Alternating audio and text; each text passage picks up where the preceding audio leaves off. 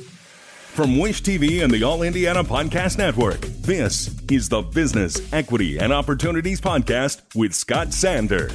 Welcome to the Business, Equity, and Opportunities Podcast. I'm Scott Sander. On this episode, May in Indianapolis means time at the track, which has made a pledge to appeal to an increasingly diverse group of fans, sponsors, and racers. We meet winners from Connexion's 5 for 500 event. And summer brings a boom in construction projects across the country and, of course, here in Indiana. Every business is unique and has a target audience. If you own or manage a business, Circulus Digital Media can help you connect and grow your customer base with turnkey digital solutions that are nimble, offering best-in-class results, service, and support to reach a bigger customer base, allowing you to pinpoint a specific audience down to the smallest details. Get outside the city, the state, span the globe. Put Circulus Digital Media to work for you. Get started now at circulusdigital.com. That's circulusdigital.com. May in Indianapolis means time at the track, which has made a pledge to appeal to an increasingly diverse group of fans, sponsors, and racers. It's a place where deals happen. The Office of Minority and Women Business Development just held a diversity outreach event at IMS. This is Business, Equity, and Opportunities. Getting started. The event last week brought together developers and contractors at the Speedway to focus on best practices for engaging certified XBE subcontractors and suppliers on publicly funded projects. So Jimmy McMillan, I am the Chief Diversity Officer and Senior Corporate Counsel for Penske Entertainment, which is comprised of the Indianapolis Motor Speedway, the NTT IndyCar Series, and IMS Productions. One of my roles is obviously to be a voice and an active strategic partner with all of our business units and how we can make sure that we're inclusive of our entire community in our efforts. So we have a plan that we created 3 years ago called the Race for Equality and Change. Roger Penske, Mark Miles, and I sat down together and put together a comprehensive plan on how we were going to transform not only the Speedway and IndyCar, but all of motorsports. It starts with who our employees and our workforce, both full-time and part-time, and setting actual goals, measurable goals in hiring and promotion, development, and throughout our workforce. Second, on the list is procurement. Working with minority and women-owned businesses, we have actual targeted goals that we set in terms of spend amounts that we want to achieve in terms of working with MBEs and WBEs, and that's passed down throughout the organization to individuals who have spend authority. And then we work with, obviously, the teams, our promoters, our partners and sponsors on their diversity goals, making sure that we're connecting and partnering together to make sure it's not just happening here in Indianapolis, but happening throughout the series and the other 16 places that we race at. We also support pipeline programs and pipeline initiatives like our NXG Youth Motorsports program, Riverside Soapbox Derby, engineering programs at IUPUI and Purdue to make sure we're creating pipelines into the sport. And then finally, making sure this place is welcome and inclusive to all by reaching out and inviting. Over 10,000 fans, new and diverse fans, every year we've invited to the track to experience the track so that they know we want you here at the greatest spectacle in racing. And the last thing you want is to lose a customer because they feel like they're not welcome. Everyone has value. People spend where they're wanted and where they feel welcome. And the world is becoming more diverse. There are less monolithic white people, and there are becoming more brown people and black people and people of mixed cultures and races and descents. And this concept of black and white and brown, maybe in 30 or 40 years, we won't even really know what that means or how that plays out. And so you have to get in front of that. You have to understand that we can't be a country and a world that's divisive.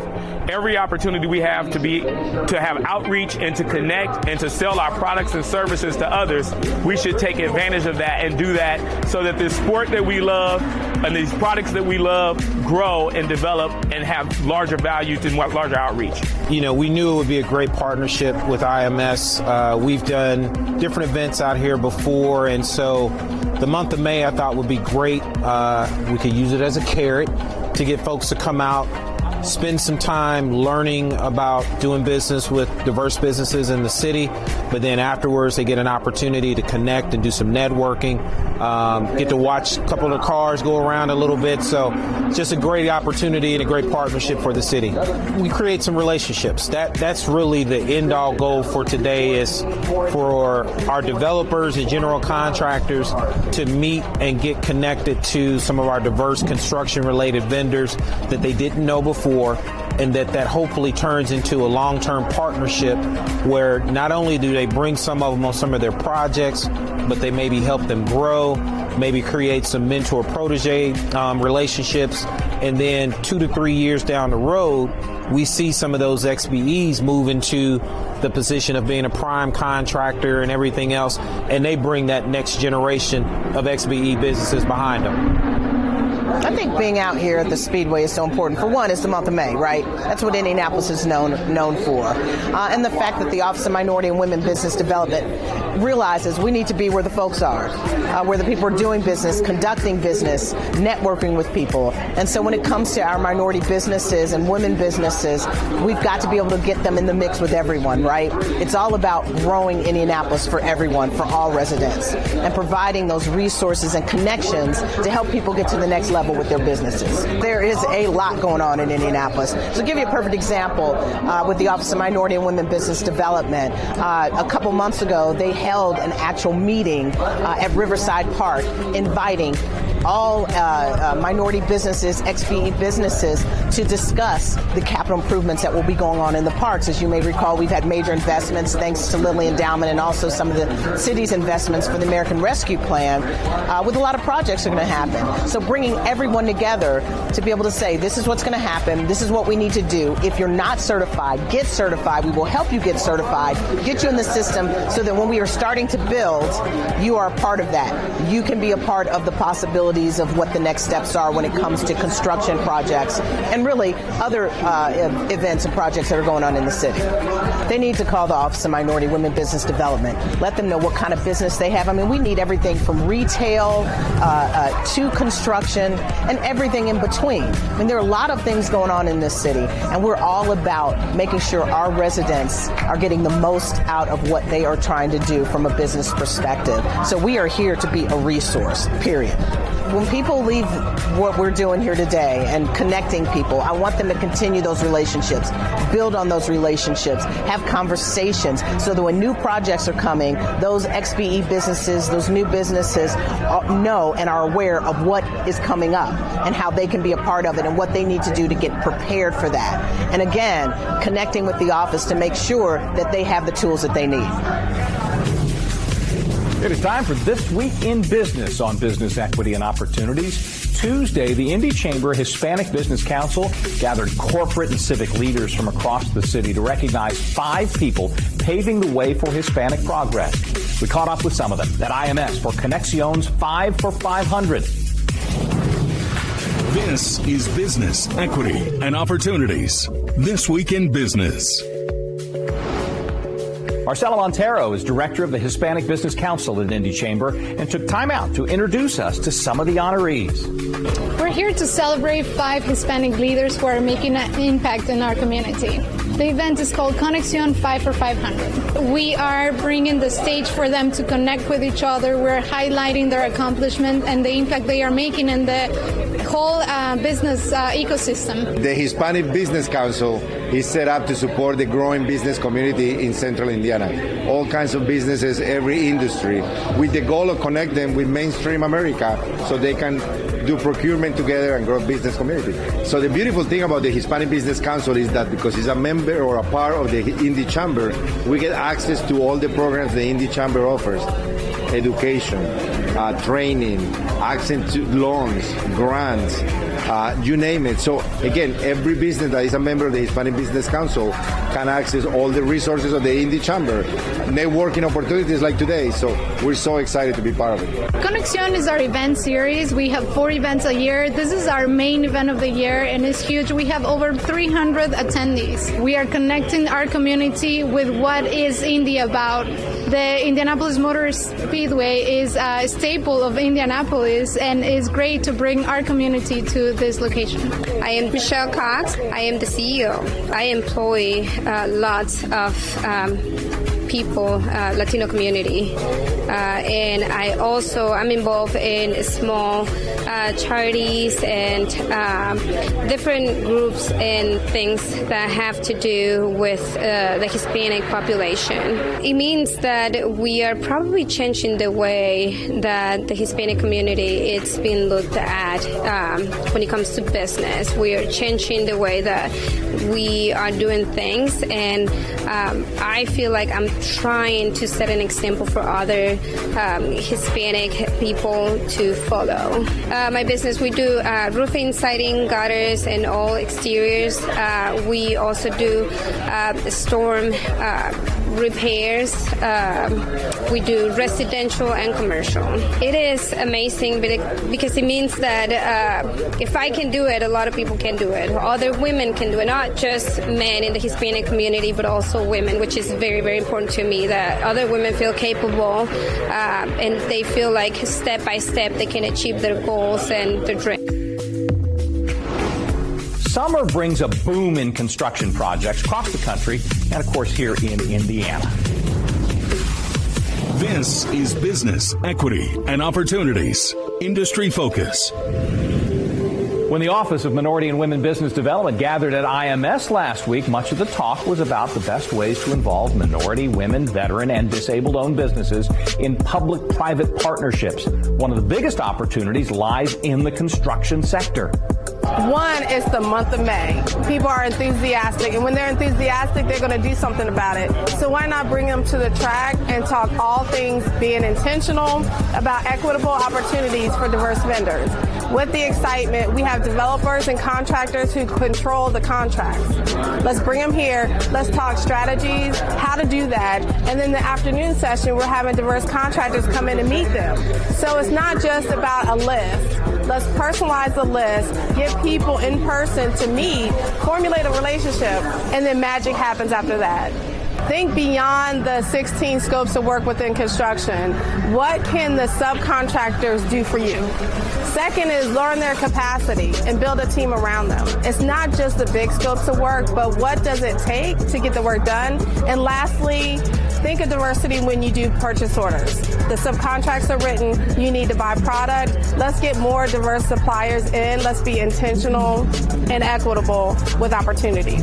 There's over $10 billion just here in the state of Indiana and another $30 billion in surrounding states. Now's the time for architects, engineers, and construction. Everyone is building, but they're looking for talent. So it's not just getting diverse vendors, it's also getting workforce into the trades and helping us build it. We can design it, but we need people to build it. And I love the fact that even with IU Health and their building or the city and their building, it's going to positively impact the community. So before the building gets built or before the project is done, let's get you engaged so you come back and use that infrastructure. But now's the time to get in construction. The city has so much going on. It's exciting, and let's get people in the trades. The resources are the people who do things well. So I'm always on the phone with the city of Indianapolis because they have the list of certified vendors right here in the city, and I know the people are right here in the city. Secondly is workforce development. If they find the people and they develop them, then I'll take them into the opportunities. I work with the union contractors and the non-union. I get them excited about the opportunity, but most importantly, I level set the expectation, especially when it comes to diversity, that we expect you as a qualification to not only have the schedule and the cost and the quality and safety, but diversity is up there as a top 5. And once you find that to be important and a qualifying reason for you to get a subcontract, then you'll do the work. And I'm here to help.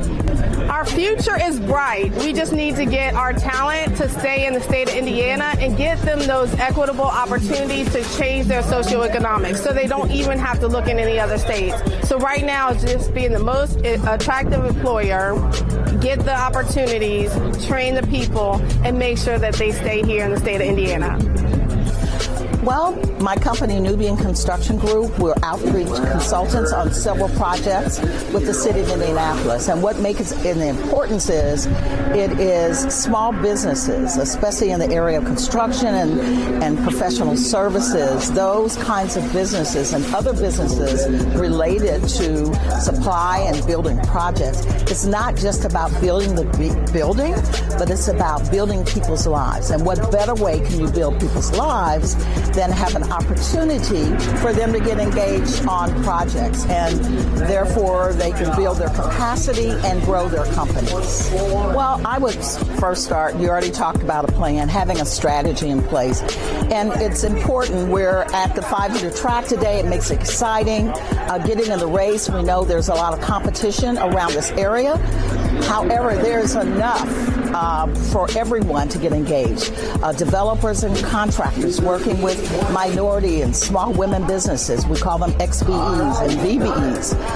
It's a great opportunity to come together and work on projects so these companies could become strong and stronger to advance our economy, and also it impacts our entire community. It makes all of us winners. So as we're at the track today, we think about competition, we think about timing, we think about communication, but it's all about everybody becoming winners. Everybody's a champion. The city wins. Project owners win. Minority and women-owned businesses win. Family wins. Everybody wins. It impacts our entire community. We all become champions. Well, I tell you what, I think my story is a very inspiring story. I was working a company, a great company, decided that there could be some other things I can do to contribute to the business climate. I come from a trucking background, and so having built my company in the trucking industry, male-dominated industry, but having found opportunities to build relationship within that industry. And my goal was, how do you build the family business?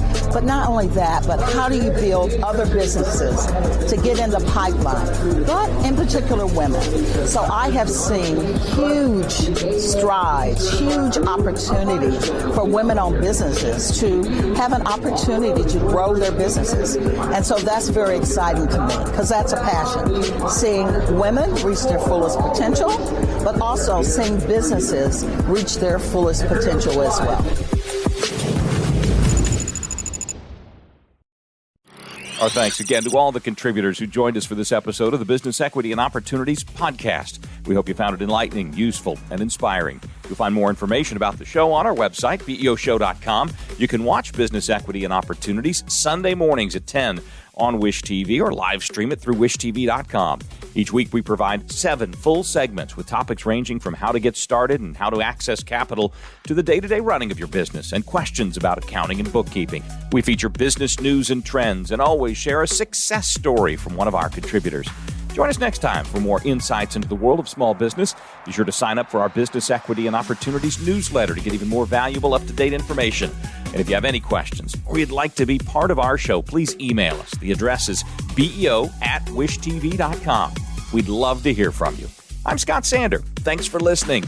Watch the Business Equity and Opportunity Show on Wish TV and access all of our content and share it on demand anytime at BEOshow.com. You can find more podcasts from Wish TV on the All Indiana Podcast Network at allindianapodcastnetwork.com.